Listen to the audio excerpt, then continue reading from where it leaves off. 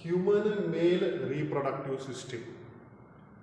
पाठीमागच्या युनिट 1मध्ये आपण female reproductive system डिटेलमध्ये बघितली आणि फिजिओलॉजी ऑफ फिमेल रिप्रोडक्शन पण बघितलं. अगदी फिमेल रिप्रोडक्टिव्ह सिस्टीमपासून ते लॅक्टेशन अँड हार्मोनल कंट्रोलपर्यंत. युनिट 2 जे आहे ते युनिट 2 आहे मेल रिप्रोडक्टिव्ह सिस्टीम. तर आज आपण बघणार आहोत male reproductive system, BSc second semester 4 paper 7th. Okay, unit 2 मध्ये. ओके, आज आपण बघणार आहोत मेल रिप्रोडक्टिव्ह सिस्टीम. तर ह्युमन मेल रिप्रोडक्टिव्ह सिस्टीम जे आहे त्याच्यामध्ये आपण बघणार आहोत त्याची anatomy and physiology. Okay, human male reproductive system जी बनलेली आहे ती एवढ्या भागापासून बनलेली असते. त्याच्यामध्ये एक स्क्रोटम आहे, 2 टेस्टिस आहेत, 2 एपिडिडायमिस आहेत, 2 वासा डिफरन्सी आहेत, 2 वासा सेमिनल व्हेसिकल्स आहेत, 1 युरेथ्रा आहे, 1 प्रोस्टेट ग्लँड आहे, 2 बल्बो युरेथ्रल ग्लँड आहेत आणि 1 पेनिस आहे. तर एवढ्या भागापासून बनलेली ती human male reproductive system. Okay, तर याच्यामध्ये तुम्हाला दिसेल की there is a scrotum, 2 testis, 2 epididymis, 2 vas deferens, 2 seminal vesicle, 1 prostate gland, 1 urethra आणि 1 penis along with 2 bulbourethral glands. आता आपण बघणार आहोत 1 बाय 1. ओके, तर पुढचा जो पार्ट आहे तो स्क्रोटम. आता स्क्रोटम मधला आपण मराठीत अंडाशय असं म्हणतो. स्क्रोटम काय? It is a thick skinned sac that surrounds and protects the testis. टेस्टिसच्या सभोवताली बाहेरच्या बाजूला एक जाड स्किन असलेला जो सॅक आहे त्या सॅकला काय म्हटलं जातं? टेस्टिस असं म्हटलं जातं. The scrotum also acts as a climate controlling system. Human बिंग्समध्ये जो काही टेम्परेचर लागतं कशासाठी? The temperature required for production and maturation of the sperm. त्याच्यासाठी लागणारं टेम्परेचर हे पुरुषाच्या बॉडी टेम्परेचरपेक्षा कमी असतं.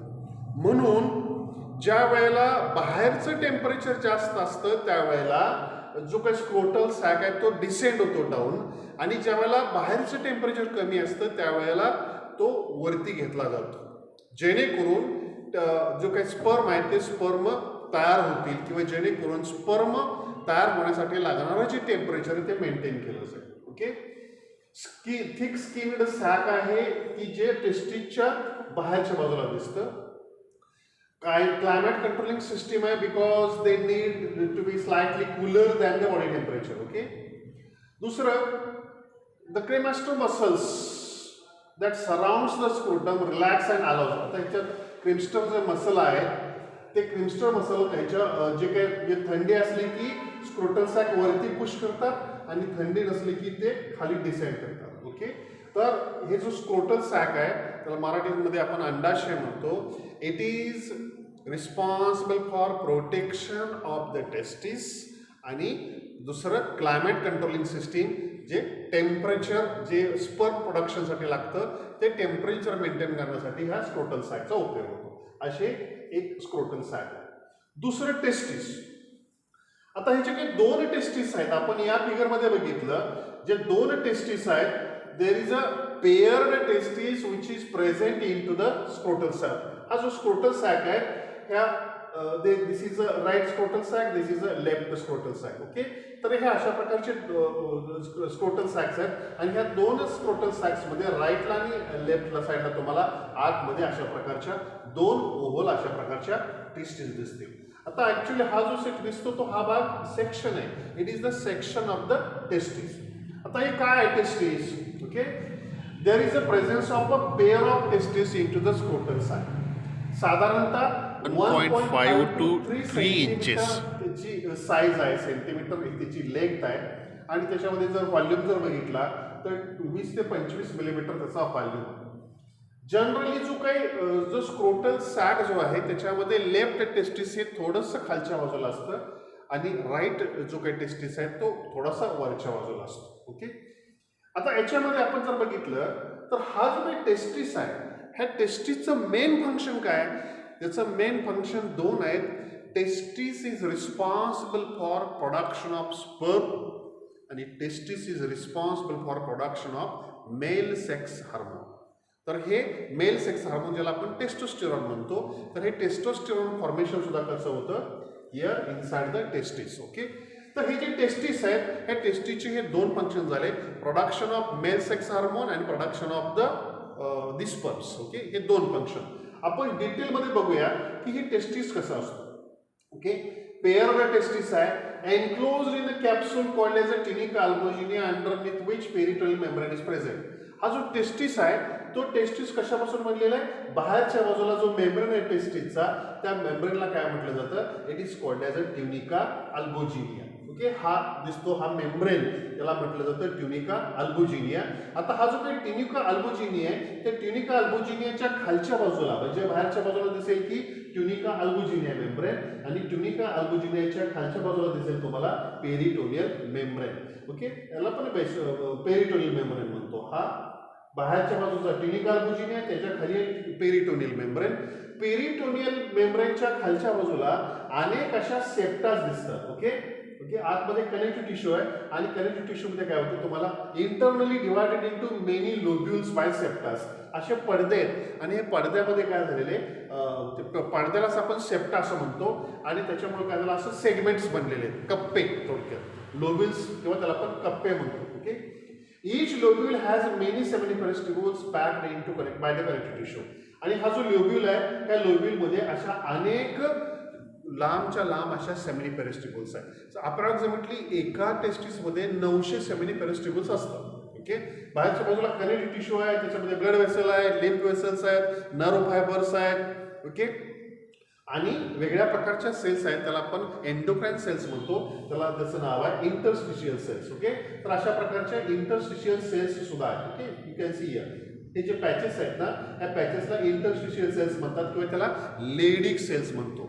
या इंटरस्टिशियल सेल्सचं फंक्शन काय, to produce the male sex hormone that is called as the testosterone. Okay, आता हे जे काही सेमिनिफेरस ट्युब्युल्स आहेत, या सेमिनिफेरस ट्युब्युल्सचं फंक्शन काय, seminiferous tubules are internally lined by germinal epithelium. इथं तुम्हाला दिसेल की अशा ट्यूब्स आहेत, 900 ट्यूब्स आहेत अशा एका टेस्टिसमध्ये, आणि हे जे ट्यूब्स आहेत त्याला आपण काय म्हणतो, सेमिनिफेरस ट्युब्युल. आता हे जे काही सेमिनिफेरस ट्युब्युल आहे, बेसमेंट मेम्ब्रेन आहे, त्याच्या सभोवताली काय, बेसमेंट मेम्ब्रेनच्या सभोवताली काय, there is a presence of the germinal epithelium. आणि हा जो काही जर्मायनल इपिथिलियम जो आहे, ह्या जर्मायनल इपिथिलियम मध्ये काय दिसेल तुम्हाला, जर्मायनल इपिथिलियम मध्ये प्रायमॉर्डियल जर्म सेल दिसतील. Okay, so there is a tunica albuginea, they followed by the peritoneal membrane, त्याच्या आतमध्ये मग सेप्टाने तयार केलेले लोब्युल्स किंवा कप्पे, त्या कप्प्यामध्ये कनेक्टिव्ह टिश्यू, त्याच्यामध्ये blood vessel, lymph vessel, nerve fibres, interstitial cells आणि मग अशा गोलगोल तुम्हाला दिसतील लांबच्या लांब सेमिनिफेरस ट्युब्युल्स. ह्या सेमिनिफेरस ट्युब्युल्सचं लाइनिंग कशाचं आहे, बेसमेंट मेम्ब्रेन. त्या बेसमेंट मेम्ब्रेनवरती काय, जर्मायनल इपिथिलियम. ह्या जर्मायनल इपिथिलियम मध्ये काय, प्रायमॉर्डियल जर्मसेल, आणि त्या प्रायमॉर्डियल जर्मसेलला पुरुषाच्या पिट्युटरी ग्लँड पासून फॉलिकल स्टिम्युलेटिंग हार्मोन निघतो, तो जातो या टेस्टिसला आणि या बेसमेंट मेम्ब्रेनला, जर्मायनल इपिथिलियमला. त्याच्यापासून काय बाहेर होणार आहे, प्रायमॉर्डियल जर्मसेल, आणि मग त्या प्रायमॉर्डियल जे जर्मसेल आहे त्याच्यापासून काय होणार आहे, स्पर्मॅटोजेनेसिस, आणि मग तिथून निघतो तो there is a sperm production. Okay, मग तिथं काय होणार आहे, primary spermatocyte, secondary spermatocyte, spermatid आणि स्पर्म. आणि हे स्पर्म अशा प्रकारे मॅच्युअर झालेले स्पर्म तुम्हाला दिसतील. ओके, हे मॅच्युअर स्पर्म. आणि ही जो जर्मायनल इपिथिलियम आहे त्याच्यामध्ये अशा लांबच्या लांब कॉलमनार सेल्स दिसतात तुम्हाला, आणि हे जे कॉलमनार सेल्स आहेत या कॉलमनार सेलला काय म्हटलं जातं, सर्टोली सेल्स. आता या सर्टोली सेलचं फंक्शन काय, Sertoli cells are responsible for supplying nourishment to the immature sperm. जे इमॅच्युअर स्पर्म आहेत त्याला नरिशमेंट देण्याचं काम कोणाचं आहे, तर ह्या सर्टोली सेल्सचं. तर इथं हा जो काही टेस्टिस आहे, या टेस्टिसचं फंक्शन काय, टेस्टिसचं फंक्शन्स आहेत दोन. Seminiferous tubules are responsible for production of the sperm. दुसरं फंक्शन आहे इंटरस्टिशियल सेल्स किंवा लेडिक सेल, जे सेमिनिफेरस ट्युब्युलच्या बाहेर पण कनेक्टिव्ह टिश्यू मध्ये आहेत, त्याचं फंक्शन आहे production of male sex hormone that is called as a testosterone. इथं जे काही सर्टोली सेल्स आहेत त्या सर्टोली सेल्स सुद्धा एक प्रकारचं हार्मोन तयार करतात, की जे स्पर्मॅटोजेनेसिस कंट्रोल करतात, त्याचं नाव आहे एक्स हार्मोन किंवा त्याला इनहिबिन हार्मोन पण म्हटलं जातं. ओके, तर हे झालं टेस्टिस.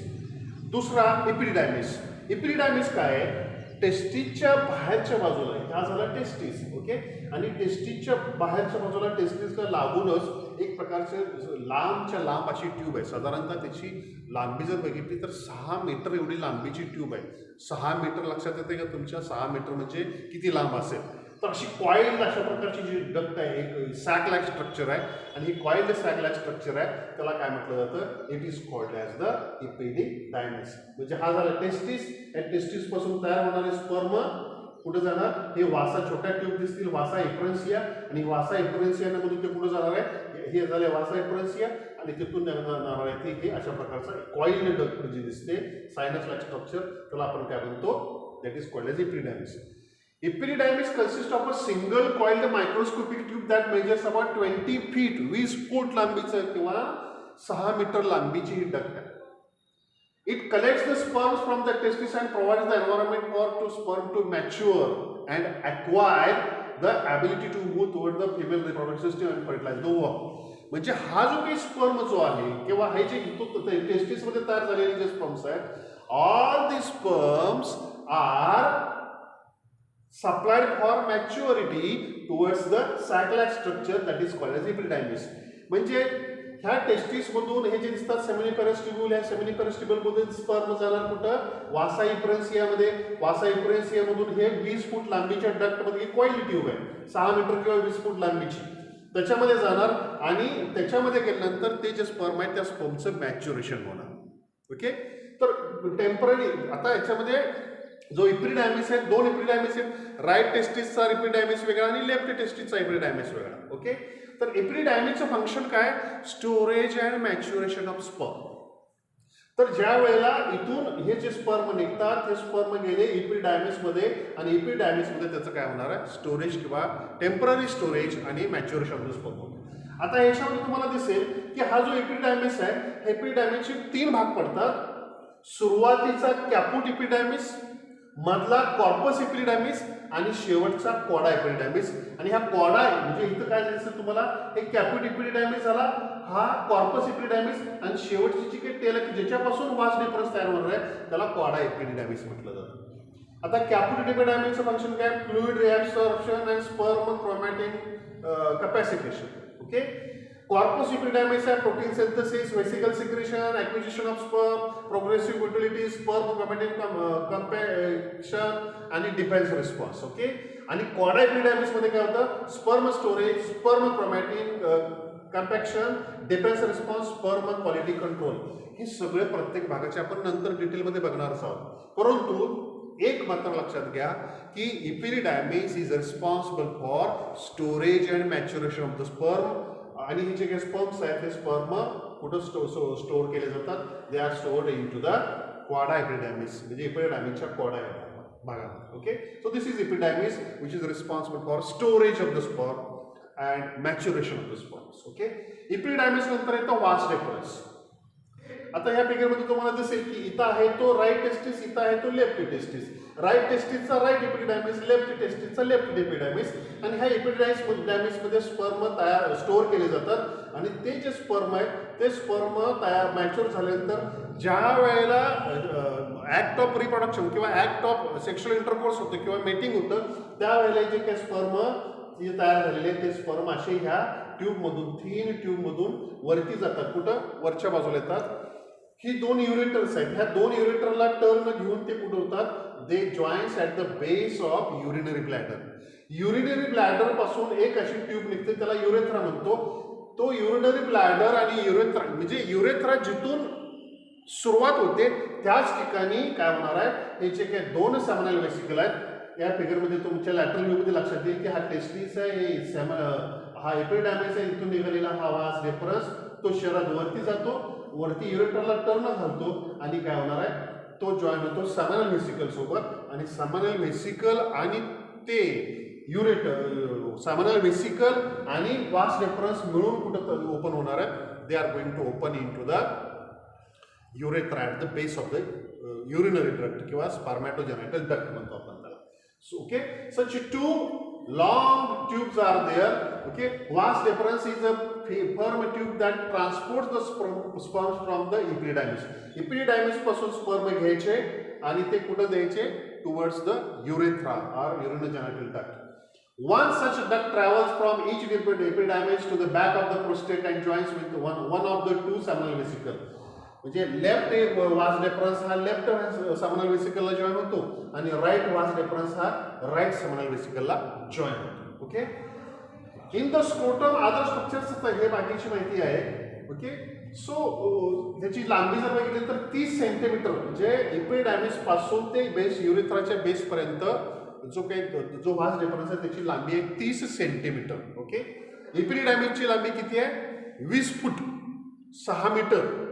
ओके, आणि याची लांबी मात्र वास डेफरन्सची लांबी मात्र याची 30 सेंटीमीटर आहे आणि याची 30 सेंटीमीटर. ओके, सो वास डेफरन्सचं फंक्शन काय?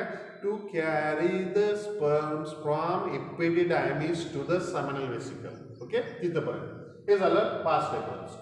पुढचा जो आहे seminal vesicle. So seminal vesicle is a gland which secretes the seminal fluid. आता हा जो काही सेमिनल फ्लुइड आहे इथं तुम्हाला दिसेल की this is a right seminal vesicle, this is a left seminal vesicle. आता इथं तुम्हाला टेस्टिस दिसेल, टेस्टिस पासून एपिडिडायमिस पासून मधले जे स्पर्म घ्यायचे ते स्पर्म या वास डेफरन्स मधून कुठे जाणार आहे?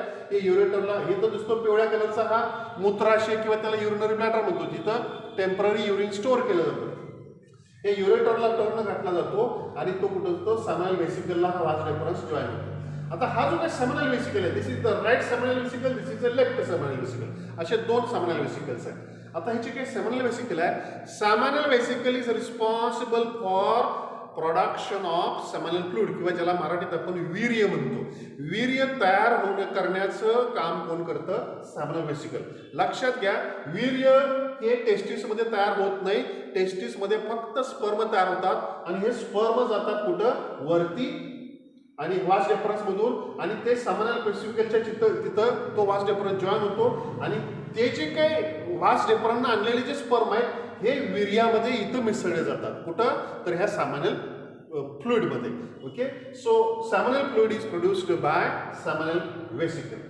आता either of the two elaborated sac-like glands that secretes their fluid contents into the ejaculated duct in the male mammals. Okay, या मेल मध्ये तुम्हाला दिसेल की इजॅक्युलेटेड डक्ट मध्ये इथं जे दिसते तुम्हाला इथं इजॅक्युलेटेड डक्ट आहे. ही right seminal vesicle joins to the right vas deferens and left seminal vesicle joins with the left vas deferens आणि त्यांचं जे ओपनिंग आहे कॉमन ओपनिंग किंवा कॉमन डक्ट आहे त्याला इजॅक्युलेटेड डक्ट म्हणायचं. या दोन्हीच्या दोन इजॅक्युलेटेड डक्ट कुठे ओपन होतात? They opens into the urethra. Okay, हे युरेथ्रा आहे आणि युरेथ्राच्या बेसला ओपन होतात. Okay, so whatever two seminal vesicles are there, they contribute approximately 60% of the fluid. म्हणजे जो सेमेन आहे किंवा जे वीर्य आहे त्या वीर्यापैकी 60% जे लिक्विड आहे, म्हणजे समजा 5 ml जर असेल तर 5 ml च्या 60% म्हणजे साधारणतः 3 ml जो काही फ्लुइड आहे तो 3 ml फ्लुइड कोण तयार करतं? Seminal vesicle.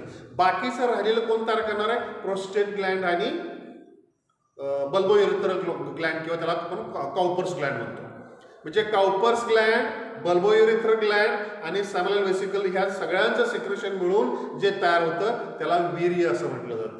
त्याच्यापैकी 60% जेवढं सिक्रेट केलं जाईल ऍक्ट ऑफ कॉप्युलेशन मध्ये किंवा सेक्शुअल इंटरकोर्स मध्ये, त्यावेळेला सेक्शुअल इंटरकोर्सच्या शेवटी जेवढं म्हणून सेमिनल फ्लुइड डिस्चार्ज होईल त्याच्यापैकी 60% कोण तयार करणार आहे? तर हा सेमिनल वेसिकल तयार करणार आहे. Okay, it is a thick fluid that contains the sugar, fructose, protein, citric acid, inorganic phosphorus, potassium and prostaglandins.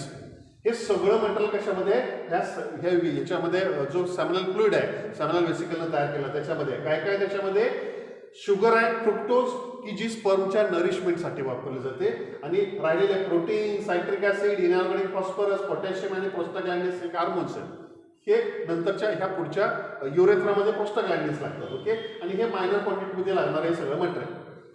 Once the fluid joins to the sperm in the ejaculate duct, fructose acts as the main energy source. इथून पुढे ज्या वेळेला वास डेफरन्स मधून आलेले जे sperm आहे आपल्याला माहिती आहे की इपिडिडायमिस मध्ये स्पर्म स्टोअर केले जात असताना त्याला सप्लाय करणारं नरिशमेंट कोण करणार, तर सांभाळणार कोण आहे किंवा त्याला जेवण ठेवणार कोण आहे, नरिशमेंट सप्लाय कोण करणार, इपिडिडायमिस.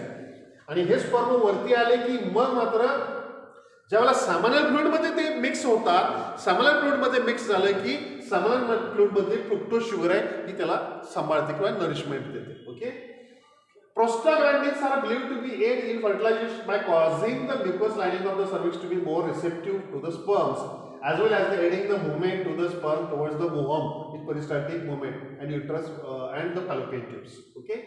तर याच्यामध्ये तुमच्या लक्षात येईल की प्रोस्टाग्लॅन्डिन्स जे याच्या सॅमनल वेसिकलमध्ये जे तयार झालेले आहेत they helps into the process of the fertilisation. Okay. At the same time they are also responsible for युरेथ्रामध्ये जे ॲसिडिक नेचर जे तयार होतं युरिन गेल्यानंतर ते न्यूट्रलाइज करण्याचं काम सुद्धा कोण करतं, तर हा प्रोस्टाग्लॅन्डिन्स करतात. Okay. So seminal vesicle, there is a paired seminal vesicle which is present on either side or at the base of the urethra, and they secretes the seminal fluid. आणि हा जो seminal fluid आहे तो दोन्ही जो काही दोन्ही seminal vesicle आहेत ते 60% तयार करतात टोटल seminal fluidच्या. ओके. त्याचं फंक्शन आहे नरिशमेंट ऑफ द स्पर्मला फूड मटेरियल सप्लाय करायचं, त्याला जिवंत ठेवायचं, त्याला ऍक्टिव्ह ठेवायचं. Okay. So this is the function of the two seminal vesicle. आता सेमिनल वेसिकल झालं इथं तुमच्या लक्षात येईल की इथं हा युरेथ्रा दिसतो, हे दोन सेमिनल वेसिकल आणि वरून आलेले वास डिफरन्सेस जॉईन होतात. ओके. आता युरेथ्रा म्हणजे काय, it is a common duct for urine and the seminal fluid. म्हणजे act of intercourse, sexual intercourse मध्ये त्याच्यातून युरिन त्याच्यातून काय जाणार आहे, ऍक्ट ऑफ सेक्शुअल इंटरकोर्स मध्ये त्याच्यातून युरेथ्रामधून पास होणार आहे तो सेमिनल फ्लुइड किंवा त्याला वीर्य जातं, आणि इतर वेळेला युरिनरी डक्ट म्हणून ज्यावेळेला काम करतं त्यावेळेला त्याच्यातून युरिन जाणार आहे. Okay. The urethra serves as a dual function in males. This channel is the part of the urinary tract that transports the urine from the bladder and the part of the reproductive system through which semen is ejaculated. म्हणजे ही जी काही urethra ही जी tube दिसते, ही जी tube आहे त्या ट्यूबला आपण काय म्हणतो की जी ह्या युरिनरी ब्लॅडर पासून तयार होलेली आणि पेनीच्या टोकाला ओपन होते, याला म्हणतो आपण काय, urethra. Okay. So urethra is a duct, common duct for urine as well as the semen. Okay. Semen कधी कॅरी केलं जातं, semen is carried at the time of sexual intercourse and urine is carried at the time of urination. Okay. So this is a common duct, म्हणून याला mail युरिनोजेनिटल duct पण असं पण म्हटलं जातं. दुसरी त्याच्यानंतर आहे प्रोस्टेट ग्लँड. आता इथं जे एकूण ग्लँड्स किती आहेत मेल रिप्रोडक्टिव्ह सिस्टीममध्ये 3 आहेत. पहिली सेमिनल वेसिकल, 2 ग्लँड्स आहेत सेमिनल वेसिकलच्या. प्रोस्टेट ग्लँड 1 आहे आणि बल्बो युरेथ्रल ग्लँड किती आहेत, 2 बल्बो युरेथ्रल ग्लँड किंवा त्याला 2 काउपर्स ग्लँड. म्हणजे एकूण ग्लँड्स आहेत 5. म्हणजे कुठल्या, 2 सेमिनल वेसिकल, 2 बल्बो युरेथ्रल आणि 1 प्रोस्टेट ग्लँड. अशा एकूण नावानिशी ओळखायचं तर 1 प्रोस्टेट, सेमिनल वेसिकल आणि काउपर्स ग्लँड किंवा बल्बो युरेथ्रल ग्लँड. ओके. पण प्रोस्टेट ग्लँड सिंगल आहे, सेमिनल वेसिकल 2 आहेत आणि काउपर्स ग्लँड किंवा बल्बो युरेथ्रल ग्लँड किती आहेत, 2 आहेत. ओके. तर इथं तुम्हाला दिसेल की हा ब्लॅडर आहे आणि ब्लॅडर युरिनरी ब्लॅडरच्या खाली जिथं युरेथ्रा चालू होतो त्या युरेथ्राच्या सभोवतालीच तुम्हाला काय दिसेल, अशा प्रकारची एक छोटीशी ग्लँड दिसेल, त्याला आपण म्हणतो प्रोस्टेट ग्लँड. आता ही जी काही प्रोस्टेट ग्लँड आहे त्या प्रोस्टेट ग्लँडचं सिक्रेशन सुद्धा काय केलं जातं, त्या सेमिनल फ्लुइडमध्ये ऍड केलं जातं. Okay. The prostate lies just under the bladder and surrounds the urethra. ब्लॅडरच्या खाली आणि युरेथ्राच्या सभोवताली आहे. Walnut sized in young men, the prostate enlarges with त्याची मोठी होते when the prostate enlarges वगैरे. आता याच्यामध्ये जी काही प्रोस्टेट ग्लँड आहे, this prostate gland secretes the secretion which is responsible for keeping the sperms active. Okay. Sperm active तयार ठेवण्यासाठी किंवा स्पर्म जिवंत ठेवण्यासाठी लागणारं जे काही फ्लुइड आहे that fluid is supplied by the prostate Gland. Okay. Single prostate Gland आहे. आता प्रोस्टेट ग्लँड नंतर त्याच्या खाली इथं तुम्हाला दिसेल की या फिगरमध्ये छोटीशी ग्लँड दिसते आणि त्याला आपण म्हणतो काउपर्स ग्लँड. ओके. तर ही जी काही ग्लँड आहे त्याला आपण म्हणतो बल्बो युरेथ्रल ग्लँड किंवा काउपर्स ग्लँड म्हणतो. ओके. आता जे काही वरून वीर्य येणार आहे, जे काही सेमिनल फ्लुइड सेमेन जो येणार आहे वरून, म्हणजे सेमिनल फ्लुइडमध्ये काय काय येतात, सेमिनल फ्लुइडमध्ये सेमिनल वेसिकलचं सिक्रेशन आहे, स्पर्म आहे, आणि प्रोस्टेट ग्लँडचं सिक्रेशन आहे. आता त्याच्यामध्ये कोणाचं सिक्रेशन मिक्स होणार आहे, इथं जी काय बल्बोयुरेथ्रल ग्लँड आहे, या बल्बोयुरेथ्रल ग्लँड सुद्धा त्या युरेथ्रामध्ये रिलीज केलं जाणार. अशा 2 ग्लँड्स असतात. Okay, so they are pair of a pea size of the exocrine gland located in posterolateral. They contribute to the final volume of semen by producing lubricating mucus secretion. म्हणजे lubricating असा पातळ पदार्थ secret केला जातो कुणी Cowper's ग्लँडनं. So Cowper's gland the bulbourethral gland secretes a fluid which is responsible for causing lubrication of the urethra. युरेथ्राचं lubrication करण्यासाठी. Okay, to lubricate the distal urethra and neutralize the acidic urine which remains into the urethra.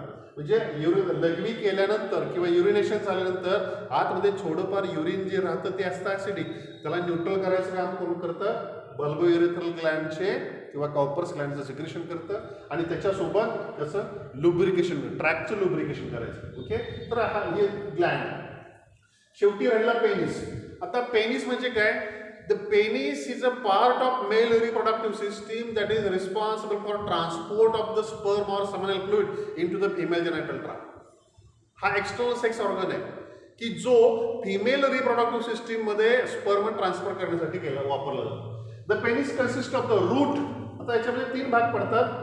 हा झाला बेसचा part, याला आपण route म्हणतो, आणि हा मधला जो भाग आहे लांबडा त्याला आपण शाफ्ट म्हणतो, आणि टॉपचा जो पोर्शन आहे त्या टॉपच्या पोर्शनला काय म्हटलं जातं, it is called as a glans penis. So penis is divided into 3 different portions. The basal part is called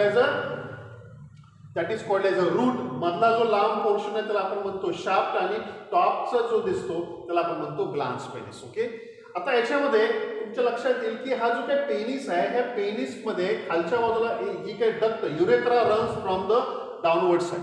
okay, from the lower side there runs the urethra. आणि हा जो काही खालच्या बाजूला गेलेला जो युरेथ्रा इथे दिसेल तुम्हाला, ट्यूब एक सेंटरला गेलेली, त्याला म्हणतो आपण urethra, which carries the ejaculatory the seminal fluid. Okay, त्याच्यातून सेमिनल फ्लुइड रिलीज केलं जाणार आहे किंवा युरिनेशनच्या वेळेला युरिन रिलीज केलं जाणार आहे. Okay, the opening of the urethra is located at the tip of the glans penis. हा युरेथ्रा कुठे ओपन होतोय, ग्लॅन्स पेनिसच्या टिपला ओपन होतोय. Okay, the uncircumcised males, the foreskin prepuce extends from the corona to the core of the glans penis. Okay, आता याच्यावरती इथं तुम्हाला दिसेल की हा जो काही ग्लॅन्स पेनिस आहे, ग्लॅन्स पेनिसच्या खालच्या बाजूला हा जो पोर्शन दिसतो त्याला कोरोना असं म्हटलं जातं, आणि ह्या कोरोनाच्या तिथंच बॅक साईडला स्किन आहे, त्या स्किनला प्रिप्यूस असं म्हटलं जातं. ओके, हे जो स्किन फोल्ड आहे तो स्किन फोल्डला प्रिप्यूस म्हटलं जातं. Okay, so prepuce is the skin fold which is present behind the glans penis. म्हणजे नॉन सेक्शुअल इंटरकोर्स मेल्स मध्ये हा जो काही ग्लॅन्स पेनिस आहे it is covered by the skin fold that is called as a prepuce. आणि sexual intercourse मध्ये काय केलं जातं, हा जो काही प्रिप्यूस आहे हा प्रिप्यूस बॅक साइड आहे. Okay, so here into the glans penis there is a sensitive cells.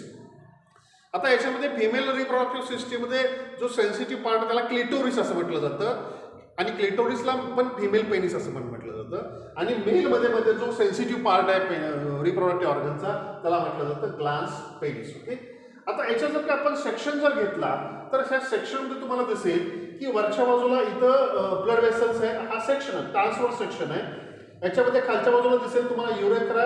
युरेथ्राच्या सभोवताली तुम्हाला एक सायनस की ज्याच्यामध्ये ब्लड भरलं जातं, त्या सायनसला कॉर्पस स्पॉन्जिओसम असा टिश्यू आहे, त्या टिश्यूला म्हटलं जातं कॉर्पस स्पॉन्जिओसोम. आणि कॉर्पस स्पॉन्जिओसोमच्या सेंटरला ही तुम्हाला डक्ट दिसेल की जी ही डक्ट सेंटर पासून पुढे गेली. ओके, त्याला आपण म्हणतो corpus स्पॉन्जिओसोम.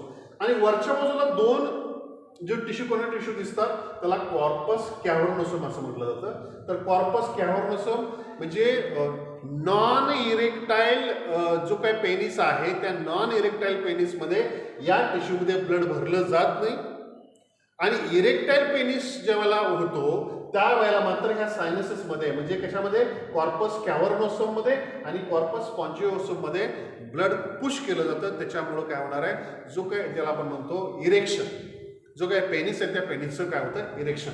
Okay, the 2 large ones the corpora cavernosa line side by side, आणि खालच्या बाजूला जो काय त्याला आपण थर्ड सायनस म्हणतो that is called as a corpus spongiosum. Okay, so this is a male reproductive system. So male reproductive system is responsible for production of sperms, त्यालाच आपण गॅमेट म्हणतो. Production of male sex hormone that is called as a testosterone. आणि पुढचं महत्त्वाचं function आहे male sex organ that is the penis which is responsible for transport of the gamete, transport of the sperms into the female genital tract. Okay, so this is the male reproductive system.